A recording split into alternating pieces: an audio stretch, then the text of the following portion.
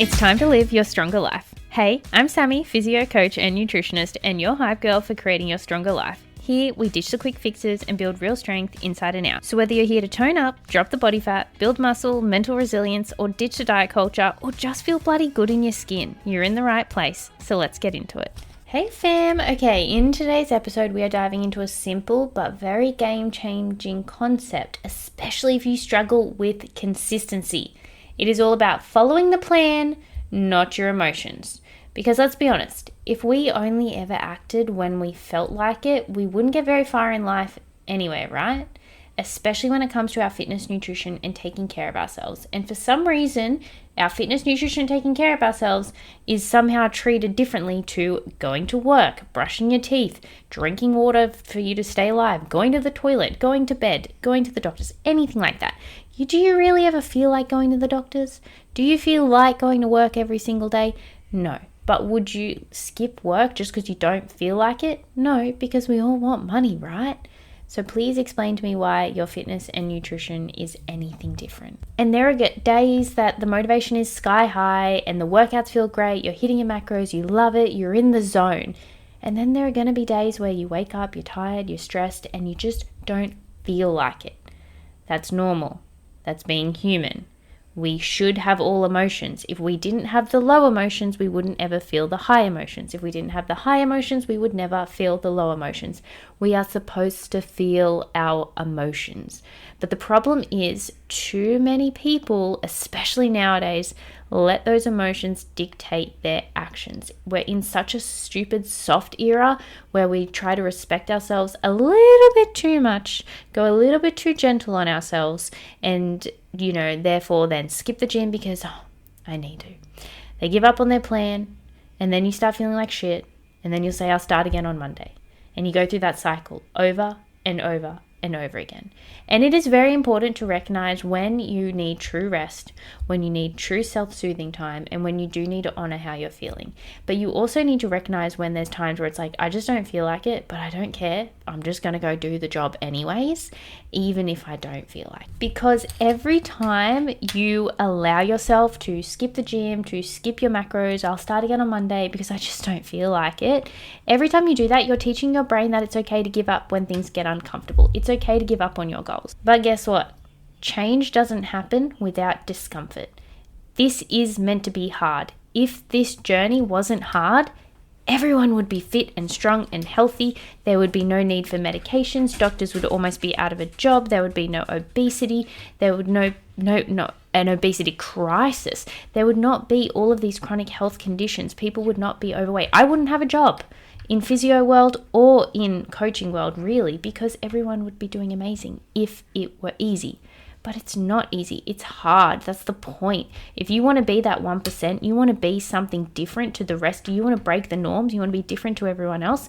You've got to do hard things. You've got to get uncomfortable. There is no way to make progress or change by staying comfortable. It's just not possible. Think about how a diamond's created. Diamonds are created under pressure, right? Well, my dear, you will only get created into your strongest, healthiest version of you with a little bit of pressure, a little bit of discomfort, and a whole lot of let's just get the job done no matter how we're feeling, because the inevitable life will happen, but you can't give up on yourself. But first, you need a plan. Your training, your nutrition, your habits, your routine. It's your roadmap to your goals. And it's not about being perfect, but it is about the execution day in and day out. Think of it like a GPS. Even if the traffic's slow or you take a wrong turn, the GPS doesn't quit. It just recalibrates and recalculates and gives you a new direction to go. Your plan is the same. You don't have to feel perfect to follow it. You just have to stay the course. And sometimes the inevitable life shit hits the fan, but you just need to know how to re-navigate and keep making progress in the right direction. And every time you train on those days where you're just feeling a bit tired and you just don't feel like it, when you prep your meals, even when you'd rather grab takeout, when you track your food and you weigh it properly, even when you don't feel like doing it, you drink your water when really you feel like having an alcoholic beverage, you go to bed early even when you feel like staying up all night watching Netflix.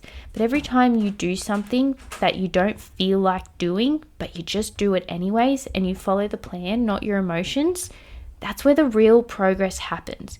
You're building mental resilience and self-trust that you do what you say you're going to do. You are showing integrity to yourself. And that's what transforms your body and your mindset. Now, this doesn't mean to go and ignore your emotions and not worry about self-care, but it's about just not letting them drive the car. You can acknowledge that you're stressed or you're tired or you're feeling a little low or you're feeling anxious. Also, side note, we need to stop saying that I'm anxious person. You can feel anxiety, but you're not an anxious person. You can experience anxiety. You can feel anxious, but you're not an anxious person. Every time you label that to yourself, you're forever stuck in that label. I just had to say that now because I hear it a lot. And as a person with literally diagnosed general anxiety disorder and a panic attack disorder, I've been diagnosed with those. I experience those symptoms, but that's not who I am. I just get over it. It's like I do the things I need to do to help manage it, but I don't identify as those things. They're just things that I experience in life. But again, I follow my plan, not my emotions. You can have those feelings. You can feel tired. You can feel stressed. You can have that emotion and still choose to show up for yourself. It's okay to feel low and feel like shit and still get the job done. You're allowed to feel both. And that's, to me, emotional maturity, and that is discipline.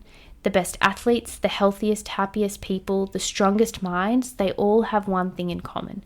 They act according to their plan, not their mood. But they can still acknowledge their emotions. They can still acknowledge, I am having a really hard day. This is a challenging day for me. I'm feeling down. I'm just feeling quite stressed. I'm feeling quite tired. They can say all of those things. Heck, even some days I will walk, some days in prep, got up in the morning and I would literally be like, I just want to go back to bed. I do not want to do my cardio today. I do not feel like doing my cardio. I do not feel like doing anything. I just want to go back to bed. And I would have a little whinge for a good 2 to 5 minutes. And then, you know what I would do? I'd get on and do my cardio and get on with my day. Because I can feel one thing, but I'm going to do the exact opposite. I'm going to do exactly what is on my plan. So here's a few practical strategies to help keep emotions from steering your journey. Set clear non-negotiables. Maybe it's I train 3 times a week. Maybe it's I walk 8K steps daily. I hit my macros, I hit my protein, I meal prep. Create some clear non-negotiables and stick to them no matter what. Now, of course, the inevitable life will happen. Maybe you have an incredibly sick child. All of a sudden, you've got to go pick them up from school early. Now you can't get to the gym after work. Hey, that's okay. That happened. That wasn't because of you emotionally derailing and deciding not to go to the gym. That was just like shit happened and you have to navigate through. And then maybe you're like, oh, I'm just going to have to do my workout from home because my child is unwell.